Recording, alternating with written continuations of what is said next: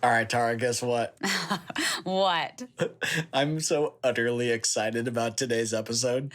I'm not even going to respond to that. I can't believe the dairy jokes are already starting.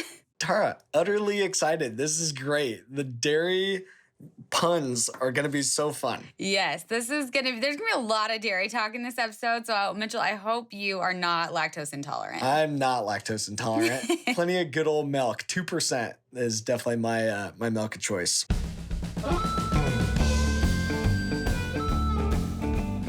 All right, well, let's get rolling. You guys are listening to the Fieldwork Podcast, your favorite podcast that's produced by farmers for farmers, and I am Mitchell Hora. I'm a row crop farmer from Iowa and don't know anything about dairies. And I'm Tara Vanderdusen. Grew up my entire life on a dairy farm, married a dairy farmer, and now I am an environmental scientist that works for dairy farmers. So I know maybe one or two things. It's good to balance out my 0% expertise with your 100% expertise. I think that'll help out here today, and I'll just try to listen and learn here. Yeah, well, I'm super excited about today's guests. We have Stephanie and Blake Alexandre. They own the first certified regenerative dairy farm in the United States. The farm is on about 9,000 acres in Northern California. So they're doing this on a really big scale. Their farm products are sold at Whole Foods nationwide. So welcome to our podcast, Stephanie and Blake. You guys are husband and wife, right? Yes, thank you very much. Yeah, we're excited to have you. So I guess, starting off the conversation, how did you guys meet? Well, I grew up on a dairy farm in Southern California, so lifetime fourth generation dairy farmer, and prayed I'd marry a dairy farmer. And I met Blake at Cal Poly San Luis Obispo, where he is from Northern California, where we are now. We somewhat met in the middle, you might say, because I'm born and raised in Humboldt County, which is extreme Northern California. And then the dairy farm, 9,000 acres on the crop side of things. How many head of cattle? It's got to be a big dairy operation here now too. Correct, Mitchell. It's we're 9,000 acres in 3 counties. So 2 of those counties have the cattle in it, where we're grazing and milking cows in 5 different locations or milk barns. And then we also grow alfalfa hay in Eastern California, extreme northern corner of California. And so a couple thousand acres of alfalfa over there to support the dairy cows here on the coast. And we are about 9,000 head of total cattle. That makes for easy math. 1 cow per acre. I like it. But how far spread out is that for me being in Iowa? How many miles, I guess, side to side? Sure. Yeah. Our about 110 miles between our northern dairy operation, where we are right now in Crescent City, California, coming to you live from our kitchen table. And then I'm actually, right after we're done here, I'm driving down with my daughter to see our son in Ferndale, which is the southernmost dairy. And Joseph and his wife run that farm for us. And that's actually the dairy I grew up on. It was my grandfather's and my great-grandfather's, and now Joseph is 5th generation on that farm. That's really cool. Walk us through, how has the farm expanded? How did you guys get into some of these things that you were at today? Was the dairy operation always kind of diversified into a different angle, like the organics and the regen, or kind of how did all that come about? I remember a tour we took to Tillamook, Oregon to visit some farms. We were on a grazing tour. Driving home with all 5 kids and sleeping in the Suburban, and Stephanie and I were talking and thinking, and how are we going to make our farm a viable option for our adult children when they get married and meet their spouse and make a career decision? We would love to be a viable option.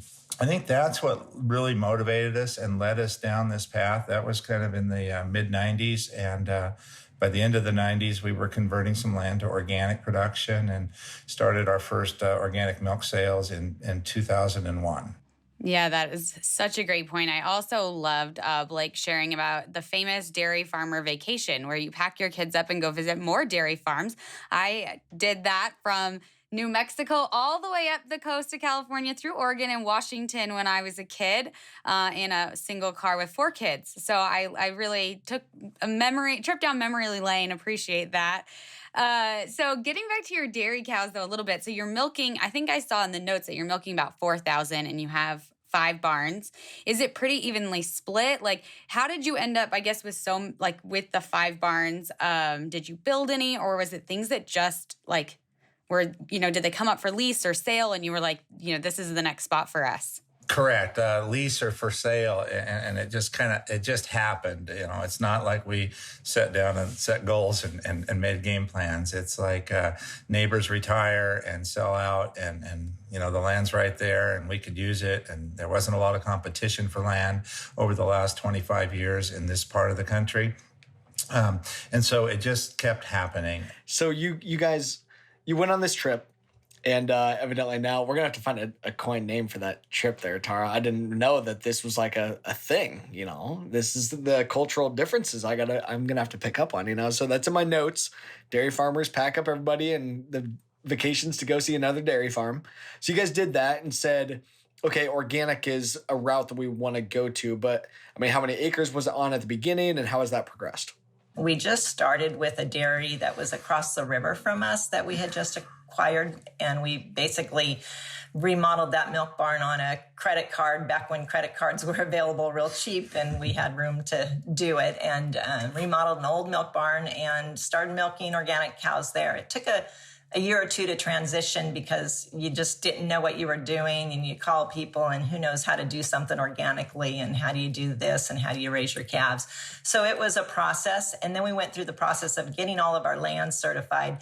That was easy because growing grass pasture and having nutrient water or manure lagoon water, we had access to that kind of fertilizer, so we didn't put fertilizers on our land. So the land part was easy. The animal part, that was a big learning experience. Oh, I have so many questions. Me too. I'm like trying to figure out where to start next. But you brought up the certification, like the organic regenerative certification. I'd love to kind of go into that, the difference between the organic certification and the regenerative ag certification. We had a guest earlier in this season on that shared a little bit about the certification, and some of his concerns with the certification is that regenerative is so specific to an area and what your resource concerns are. So maybe share a little bit about the certification and what it looks like for you in your area, or how you feel like certification could move to other places in the country. Sure, great. We're very open-minded to a lot of things along the way, starting 25 years ago with the concept of organics. And then as these regenerative programs kind of popped up, if you will, and we learned about them, then we asked our daughter, Vanessa, to sit on their committees and be part of the pilot program. And so we did that simultaneously with 2 groups, the Savoy group and the Regenerative Alliance. And we then got ourselves in a situation where we were nationally launching our milk last year. And this is now going back about 16, 18 months ago. And Whole Foods says, well, you say you're regenerative, do you have a certificate? And so we went to both those groups and said, hey, we need a certificate by January of 21.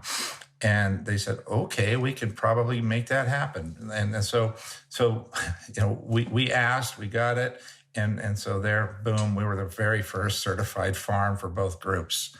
So there's a difference between the 2 groups, a huge difference. And I'd like to maybe touch on that. I was just going to also add, when we bought the ranch, we befriended an agronomist who came through our area. He's from Oregon, and he taught us about organic matter in soil and what we can do to grow that organic matter. And in reality, that's what we've been doing since the early 90s on our pasture grass, because we saw the benefits of growing that organic matter, working with our compost, working with our nutrient water. And that really is a basis of regenerative. So we had started that process long before we heard of the term. Yeah, literally 30 years ago. It was in 92. So we, as we got certified by both groups, and at this point, Vanessa is handling all the questions and the data and the trial work and everything. And so as I started to understand the difference between the 2, there's a huge difference. And so the Regenerative Alliance is very, very prescriptive. I could throw 2 more berries in there, extremely prescriptive. And they want, there's a cross section of everything. They're literally doing a 2-day survey right now. And they're surveying or interviewing our employees today. And so there's that aspect, there's a humane aspect, and then there's the soil aspect. And it's very thorough and very detailed. And, we're trying our hardest to, continue that certificate and always be part of that program and help them. But on the flip side, when I look at the Savoy Institute, and I had met Alan Savory back in the early 90s and just was really impressed with him. And so I've watched his work for 30 years and the holistic management and everything they're doing. And so along comes his, a group to do the certificate and verification of results in this field. And I really like that. And so there, to get qualified there, it's not really officially a certificate from the EOV. It is, what is EOV? Ecologically outcome verified. And so they're sampling fields and they're measuring organic matter, like Stephanie mentioned, and carbon. So we have seen on our ranch in 30 years, soils go from about 2% organic matter up to 8 to 15. And that's phenomenal advancement. And so it's fairly easy to do on a grazing farm or a grazing dairy. I think a grazing dairy is just really our secret to success. And so once you understand how to build organic matter, then you're ultimately sequestering carbon, and 57% of organic matter is carbon. And so as you're doing that, you're really benefiting yourself. And so as a farmer, we build organic matter. Now we irrigate in the dry season about every 30 days instead of every 10 days, because the sponge of holding moisture and water in the soil is just huge. It's about, it's just a very, I guess it adds efficiency to everything we do, and yields go up. So I like to say it this way. I was giving a talk at American Farm Bureau a couple of years ago, lots of conventional farmers, of course, and I think the Savory program is a way to kind of, I would encourage your listeners, your farmers, to consider some of these regenerative principles, because I believe they had yield and profitability to the farm. And when I talk about the Savory program, you don't have to switch churches and religions all at once. You can just experiment with some of the stuff and pay attention. And so the biggest thing I've learned in this organic path is that, urea kills earthworms, for instance. And the earthworms are truly our friends and all that microbiology. And once you learn to understand what's in the soil and what they need, then stewarding your land, being a good farmer is paying attention to that and not doing things that harm them. And then yields go up on a more sustainable path. And I just think it snowballs in a really positive direction. You're preaching, Blake. I love it. It's we've been on our farm we started no-tilling in 1978 and using cover crops in 2013, but my organic matter has only gone up 1.4% in the last 10 years. So we still got a long way to go, but sitting pretty good. A lot of our stuff now is 5-6% kind of ranges. So we still got a long way to go here for Iowa. But I don't have that many. I don't have every day out of the year that I'm able to draw down carbon quite like you guys can either. But we're making progress and moving in the right direction. But with you guys' stuff overall, is it all the pasture and hay ground? And you mentioned the the haylage coming off of it. Is there any row crop too, or it's all the pasture and it's all perennial cropping systems then? Correct. Yeah, it is all perennial, permanent pastures. We quit disking and plowing 20 some years ago and literally don't even own those tools anymore. And what we do is we do what we call a 3X treatment. We had a really nice dry spell here for a couple of weeks. And so we just did some overseeding in an older tired pasture, if you will. And we go out and airway it with a airway machine and drag a harrow behind it. And then we put some compost out and then broadcast some new seed right behind with a four-wheeler. It's just a real simple, low cost program. And, we just gave a field a facelift that'll last for years, and yields will go up, and it rained a couple days later, and so everything's good. And our compost that we make is pretty amazing. We get our manure solids that are in our freestall barns and maternity barn. And then also in our maternity barn, our calf hutches, we have wood shavings that we get from the local lumber mills. So that's added to the compost. And then we get the fish waste from 3 different counties. And so that gets added. And then we have the chickens and, of course, animals that would pass away here on the farm. That gets composted as well. And we turn and turn and turn. And then at the end, you get this just black gold stuff that is wonderful for compost on the fields. I love a good compost conversation, but we're not going to dive into that today.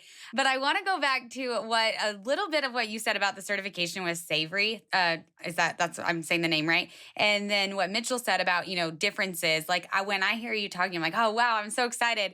And then I'm like, what does this look like though in the Southwest where we get 10 inches of rain a year? Or like Mitchell is, there's just differences. Does Savory kind of account for that regenerative is going to look different in different places? Like how are we measuring that? Is that specific? Is there a standard, or is it we're looking at what your soils are like and how you're improving them? Yeah, great question. I don't even know their standards. I've never seen our numbers laid out and say that you got to do this and do that, right? I know our numbers because I see our soil reports, but I don't know how they look at it. But I do know that they're universal around the world. They're just really good at what they do. They understand desertification around the world.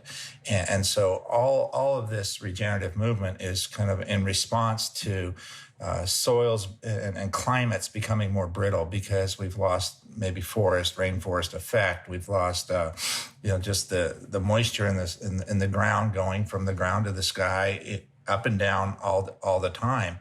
And so that's what it's all about. And so your 10 inches of rain is a lot more than they're going to get in a lot of spots that they're working with. Mitchell, your comment about your soil improving by 1.4, that's I'm sure that's quite a bit relative to where you started, right? And so there's just a handful of things that can be done. And as Stephanie mentioned compost, we're just getting free anything from everybody. And whenever we just say yes to it and put it out and put it in the fields and let nature take and do the rest. Well, this regenerative movement continues to really progress. And now, especially as there are going to be more certifications and we got to tell our story more, what did that look like? How did you guys tell that story? But then also, what's your definition of what it means to be a regenerative farmer? What's your definition of regenerative ag? I would say for us, it's do no harm to the soil. Take care of it, honor it. And just like the gut, people are paying attention to their gut health as a human. Well, the gut health of a plant is that soil, and we want to just keep feeding that microbiome down there in it. So back to what's the definition? I think there's a lot of it, but you're regenerating soil and growing that organic matter. Yeah, I like to explain it to people in a short sense is that regenerative comes from the opposite of degenerating, and so we're doing positive things out in the fields that are literally building soil. And so think of it as our ranch is getting an inch taller every decade, and that's what's happening. And the other thing, the true definition here is really. It's probably coming from the Bible. This is God's work. This is what the system that God gave us, and that paying attention to the biology and what's going on in the soil is the most important thing we can do for human health. Period. And so that's what motivates us, and that's how we understand it, and that's our definition.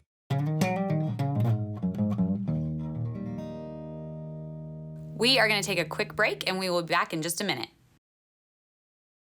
We've done a lot of talking about my favorite dairy product, which is cow manure, but there are lots of other great dairy products, and we haven't even touched on your brand, marketing to, the Bay Area and then expanding nationwide. And so I want to deep dive. I have your yogurt sitting right now in my fridge that says, regenerative, A2. There's a lot of information on your packaging.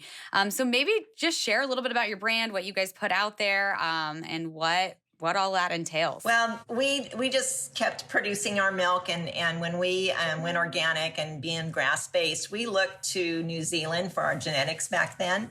And because we wanted grass-based genetics, we weren't finding them in America so much, and went to that direction. We also were getting their periodicals, and that led us to Kiwi Cross. It led us to A2 Milk's information. We learned about that after reading a book, The Devil's in the Milk, by Dr. Keith Whitford.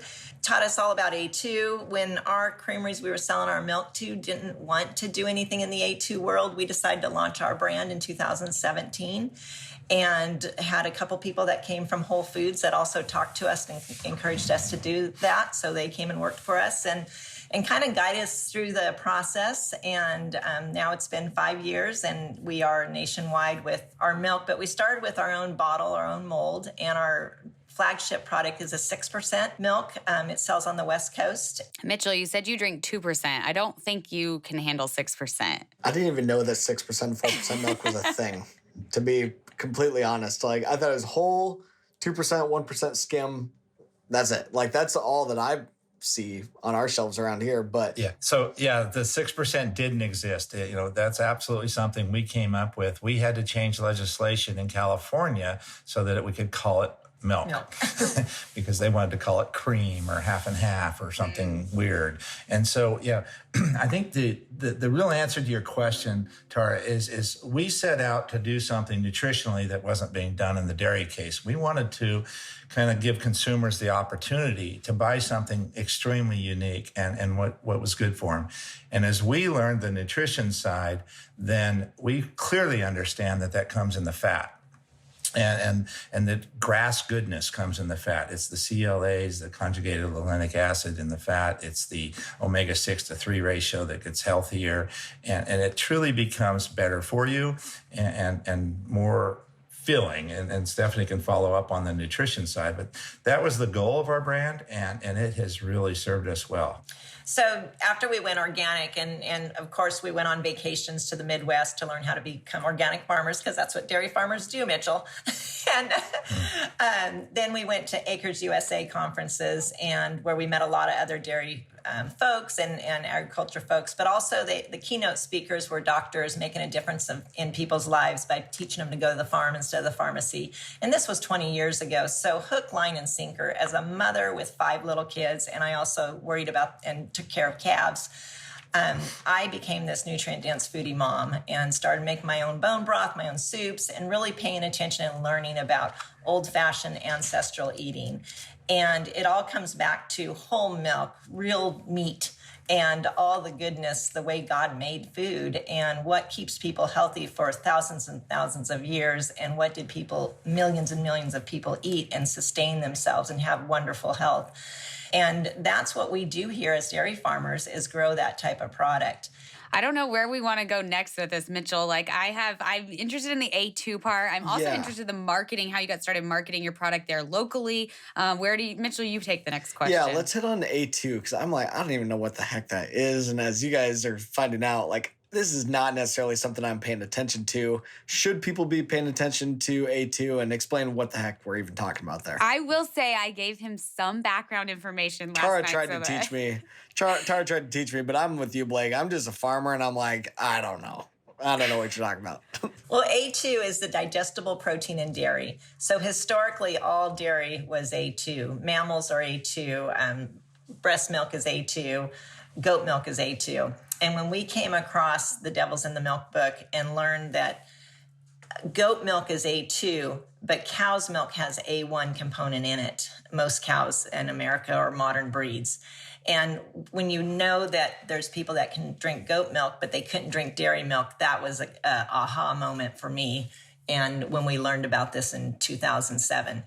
And so we started breeding our genetics to A2. You get one from mom, one from dad, or one from the dam, one from the sire. So you're looking for sire genetics to breed into your herd of A2. Now it's more prevalent. At the time, we weren't able to find it except for in New Zealand. And so when people drink dairy and they're drinking A1, they get the A1, basically the protein is an amino acid chain, 209 links long. And there's 7 links that don't break apart. There's a histidine instead of a proline. So they digest the dairy and it sits in their stomach. That 7 links called beta casein morphine 7 doesn't break apart. And so a lot of people will say, oh, I got lactose intolerant. Well, what's happening is because you have that protein that doesn't break apart, that lactose is fermenting in your gut and that gives you a bellyache. And then if you have a leaky gut, which most people do, now you got a foreign protein going into your system. And there's science that says that is causing this autoimmune disease that people don't know really what's wrong with them. And the doctor says, well, go off gluten. That's a protein. Go off dairy. You might be sensitive to the protein. And they do, and they feel better. So there's anecdotal information that we hear all the time that people feel better when they drink our A2 organic dairy. I would simply add this too, also to the equation. And Tara, for you and the other dairy farmers that might be listening, 2/3 of the world's population believes that they are lactose intolerant. And that just doesn't make any sense to me. God didn't make people to not be able to drink milk. And so then a lot of people want to say, oh, well, they're not supposed, they weren't meant to drink cow's milk. No, poo-poo on that also. I don't believe that. So when we learned about this mutated gene called A1 that is just a simple, amino acid that's out of whack and it doesn't digest, it was like, well, aha, there's the answer. 2/3 of the world's people are not lactose intolerant. They're A1 intolerant, and they're having issues with the protein in milk. It's similar to folks that are now having the issues with protein in grains, and that's the gluten intolerance. It's kind of new to us. Our diets, our health, our stomachs aren't what they used to be. And so it's now trendy to be, intolerant to everything. Our milk is A2, meaning that, it's a simple DNA test with the animal, finding out what gene they inherited from both parents. And that gives us, I guess, a clean supply, if you will, of products. And so whatever we make, whether it's fluid or yogurt or cheese or kefir or whatever, it's going to be more digestible for most folks. And we've got lots of people that have come to us and say, I haven't had dairy in 10 years or forever, and I tried yours and it works for me. And so it's really encouraging to hear those stories and touch with consumers. Do we know what the percentage of the milk that's in the U.S. market is? Like, any thoughts on that? On like how much? Like, is it more common? Like, is the milk that I'm getting from the store, is it probably A1 or it's A2 or? Yeah, it's a blended average of both. And I would say, in my understanding, that 60 to probably 70% of the milk that you're drinking or buying anywhere, the dairy products, is A2. The rest, there's some A1, percentage in there that might be about in the 30s. And so what happens is if a cow inherited A1 from dad and A2 from mom, so she's A1, A2 is what we would call her. Half of her milk is good and half of it isn't, in a sense, from a digestibility standpoint. And so what happens is, and this is the problem that we were up against. So we are organic, building a bunch of organic cows, 15 years ago that are A2, and then 8 years ago, we cannot find a processor willing to take our organic A2 milk and keep it segregated through the process and bottle it up and sell it. And so that's why we went out and did it on our own. And it's not something we wanted to, but we felt it was important to bring it to consumers and give them a shot. And so we ended up not even being able to find a creamery that was willing to bottle for us. So we had to buy a little facility. And so we now own our own processing to accomplish that. So before we let you guys go, we gotta make a hard pivot here, because in the notes it says you guys got a whole pile of chickens here too. We haven't even talked about the chickens yet. Tell us about these chickens, because in the notes you guys got a lot of them. We do. And really, our egg business is a pastured poultry where we have mobile chicken coops. It started as a way of raising kids. I mean, Tara knows growing up on a dairy, there's people that do all the jobs, but you want to raise your kids, so you give them responsibilities. Maybe you get them in 4-H and stuff like that. And we were involved in that as well. But after our tours of dairies, one of the dairy farms we visited in Pennsylvania, they had portable chicken coops, and the son was making a killing raising these and selling them at the local markets. So we came home and converted an old hay wagon to a chicken coop and moved it around in the field and started with 50 chickens. And before we knew it, we had 500. And then we were at farmers markets and stores. And then Whole Foods calls us and we laughed and said, we're dairy farmers. We're not we don't do this for a living, really. It's just a way of raising kids. But then it turned into a full-blown business, and now it's a separate LLC. We have 18 big portable coops. They're all sleds, and they're like 2 lean-tos facing each other with feed in them, and we move them twice a week with a big tractor. They're on skids. And when we move them with that big John Deere tractor, it's on Tuesday and Fridays, and then the other 4 days of a week, we're washing eggs. Every day we're collecting and gathering eggs, and every day we're feeding the chickens. But Sunday is our minimal work so that more people can have off on Sundays. But it's a full-blown business now, and it's pretty exciting. Yeah, and it normally has about 30 to 40,000 laying hens, and we're producing about 20,000 eggs a day. That's amazing. I feel like that is the way it goes with chickens. Anyone that I follow or friends with that has chickens, it starts with like 3, and then you get 10, and then you get 50, and then before you know it, you're like, I actually have a business that I need to figure out what to do with these eggs, and it just keeps growing. So I love hearing that from you guys, that it started with 50 and now you're just under 50,000, like it just never stops. Yeah, and we started 18 years ago with that project, so it was a big deal. It was a really neat event. And it also gave us exposure to working with the stores. And at one point, 4 of our kids were all at Cal Poly together. And so I had to do the egg deliveries and on Tuesdays. And I just learned a lot about stores and the personality of a store. And that's probably what gave us the confidence to go ahead and do our milk brand when we did. So was the eggs the first product you got into a grocer, and it was Whole Foods? Eggs were about 12 years in front of the milk. Very interesting. Wow, that's a very interesting progression of businesses, I guess. Your dairy farmers that get into Whole Foods with eggs and then come back around to milk and yogurt and others. Yeah, that's wild. I don't know how if I could make room for that many chickens running around though on my farm here in Iowa. I don't know how that'll work out. Well, any last questions, Mitchell, you want to ask before we? No, this has been wild and super interesting, and yeah, commend you guys on like the progression here, what you guys are doing, like really, really interesting. Obviously, you guys are super early into this, and now this space continues to really expand, and more of the market really coming to this, and so I think a lot of people can really learn from you guys' experience and long time going into this, and a lot of work and a lot of years, but obviously now it's like more and more the market is coming to you, that it's, I think, really going to continue to pay off even more. That actually gives me one question I didn't get a chance to ask. Do you feel like being in the area you were in, like, gave you I don't think advantage is the right word, but gave you opportunity to get like products like this that were very niche products, that were very specific, be able to get that into, like, say, the San Francisco Bay Area? You would think that we have all these advantages. I absolutely look at it the opposite. We started down this path because we were watching our friends build the 5,000 cow dairy in Kansas and all around the country, and we're milking 1,000 cows here and competing, right? Stephanie said, for the same markets with the same pay price, and that didn't work. And so I think that we were really at a big disadvantage because we're not close to the feed sources, and we're not close to the marketplaces and the people and the large cities. So what we've done is we've just adapted. We've changed who we are and what we do and what we grow. And we've just absolutely made, lemonade out of a lemon, if you will. We get 80 or 90 or 100 inches of rain a year. And that is now our biggest asset. And it's, green grass that grows all the time.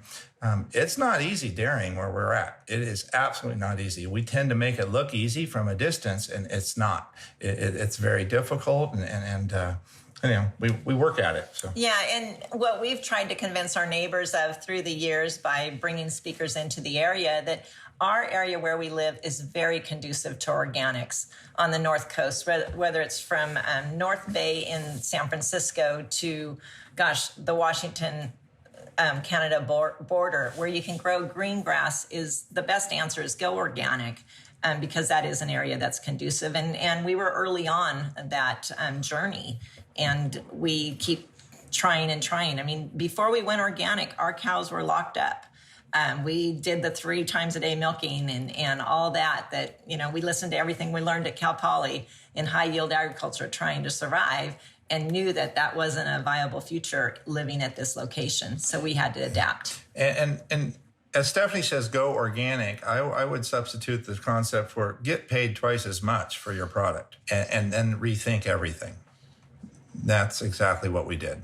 I'm glad you guys shared on that, because I think a lot of people, no matter where you're at, what struggles you're facing, it can feel like you're just at such a disadvantage. And you guys, dairy farming everywhere is so unique and different and poses different challenges, and turning those challenges into an opportunity. And your story speaks to that. So thank you for sharing on that note. Yeah, certainly when we started, we were the Mavericks, the pioneers, and now in our region, both of our local creameries, the one 100 miles south and the one right here locally, just this year are now 100% organic. And, I remember the day when I went to them and said, I'd like to make organic milk. And they're like, we're not interested. So yeah, things have changed, because it does work here well. So one quote as we're wrapping this up that I want to share that I've heard that you say is that consumer has the right to pay more to get extra. And then Stephanie also mentioned sharing to the local high school. She doesn't even mention organic, and I think that's like the beauty of all of this is if you want to pay more to get something extra, you absolutely can. And if you want to have conventional milk, full fat milk, that should be your choice too. Like, I love that you guys have both of that perspective that you've shared today. So maybe just expand on that quote and how you came to share it a little bit, Blake. Sure. We were asked to talk at a Stanford, the university. It was an IT in food, so technology and food. And why in the hell we were there, I have no idea. But what we were asked to talk about, the subject was why $10 eggs. And so $10 a dozen. And this is going back 10 years ago. And our son, Christian, would normally run out and do those kinds of conversation. He's quite dynamic. And he was busy at a chicken conference somewhere. And so I had to go. And it's a 600-mile drive. And so I'm thinking, why $10 egg? Why $10 eggs? And I'm driving and thinking. And it's like, well, consumers have a right to pay more to get extra. That's who we are. That's what we're doing.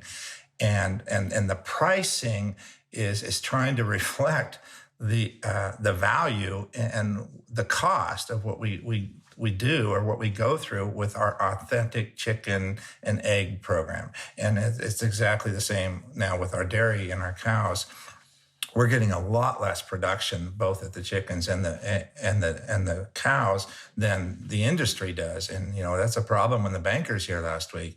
But that milk is worth a lot more, and the only way we're going to get a lot more for it is sometimes helping tell the story. And so that's why we started a brand. And I would also add, when I'm talking to these school kids, and I look at a schoolyard of children today in our local community, or even in a lot of communities, so many of them eat so much processed food and so much sugar. I just really want them to go back to whole milk. And we are passionate about organics ourselves. And as a mother, I'm 100% organic in our kitchen. After everything I've read and learned, and there's a great book that was written in the 1930s called Nutrition and Physical Degeneration by Dr. Weston A. Price, and where true health comes from animal-based foods. And like $10 eggs, yes, they're expensive, but it's expensive to do it. But an egg is a whole food powerhouse. Its nutrient density is amazing. Whole milk, whole food powerhouse. And if kids could have those two components for breakfast every day, wow, so many problems in America would be solved. Tara, you can clap now. Yeah, definitely. I'm all about animal protein, and just obviously that's my entire platform is sharing about how animal protein is not harming the environment and is an important part of our diet, and we cannot get rid of it. So thank you so much for sharing on that. Mitchell, I feel like you looking like you want to say something. No, I'm just sitting here taking it in, and I agree that it's like, it's being able to connect with that consumer, being able to understand, like, we need to differentiate. We got to be competitive somehow, and we got to be able to fit needs, and somebody's going to do it. Somebody's going to fill that void. If there's an opportunity there, if the consumer wants it, somebody's going to do it. Might as well be us. It might as well be us on the call that are taking some of those opportunities and running with it. So definitely commend you guys for seeing that, really early on, and being able to take that and ride the wave, So it's awesome. Yeah, thanks for sharing your expertise with our audience. I think there's so many valuable, just gold mines in this conversation of ideas and excitement and just encouraging people to kind of think outside that box. So thank you so much. Is there anything else that we didn't ask you that you guys wanted to mention today? I think maybe one thing for me is, you guys have this brand. What is the brand? How do you share about that, and where can people go to learn more? It's alexandrefamilyfarm.com.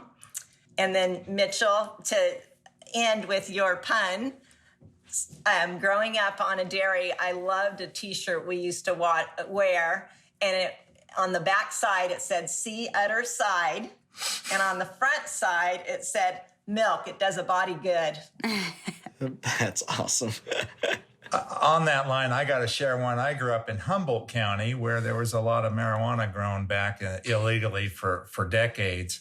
And I wore a T-shirt when I was a kid that said, "Get high off milk. Our cows are on grass." That's awesome. My dairy T-shirt, my family's dairy T-shirt says, "Gotta love that dairy air," and it's a cow's back end, a silhouette of a cow's back end. So there you go. Lots of great dairy T-shirts with lots of great puns. I love it. I'm going to have to get me one. I don't have any dairy T-shirts, so sorry. Nothing. You're missing out. Well, thank you guys so much again for sharing with us today. As we wrap this up, there were so many interesting things we talked about. I mentioned that I love a good compost conversation, so I'm glad we touched on that before getting into the dairy products and the A2. Lots of good stuff. Yeah. No, it's been really, really interesting. Appreciate you guys coming on with us, and I'm sure we're going to have lots more dairy conversations and stuff too, and excited to be able to, expand the podcast and get into more of these kind of conversations. I think it really helps to shine a light on another component of the industry, getting further away from just the row crop side of things like we have talked a lot about over the previous seasons. And now we can expand further because we got Tara that knows what she's talking about in this, since I do not at all. I can at least just ask the questions, maybe. I don't know that I know what I'm talking about. I can just ask the dairy farmers the questions. Thank you for having us. It's been great. It's good to meet you both, and good luck with podcasts in the future. And we'd love to come back anytime. Definitely. You're also welcome to come visit our farm anytime. We love having visitors, especially other dairy farmers. Yeah, we'll have to do a family dairy farm trip and come see you guys. There you go. Family dairy farm trip. We can pack up and we'll just drive all the way out there. I'm sure from my place, it's only, probably 37, 38 hour drive. It would be no problem.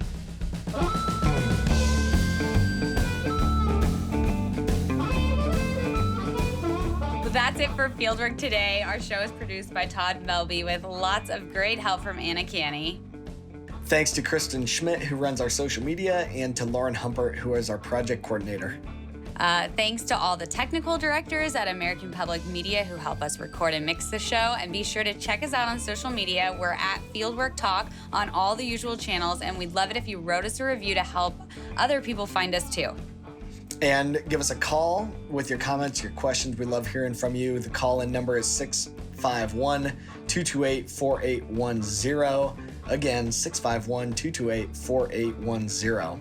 Mitchell, are you going to end us with a good dairy pun? Of course. We'd be utterly excited that you give us a call, and we can... I don't know that we'll answer right away, but it's fine. You can leave us a voicemail. Utterly excited for your voicemail. We're utterly ending this podcast on that note. Thank you. We gotta go.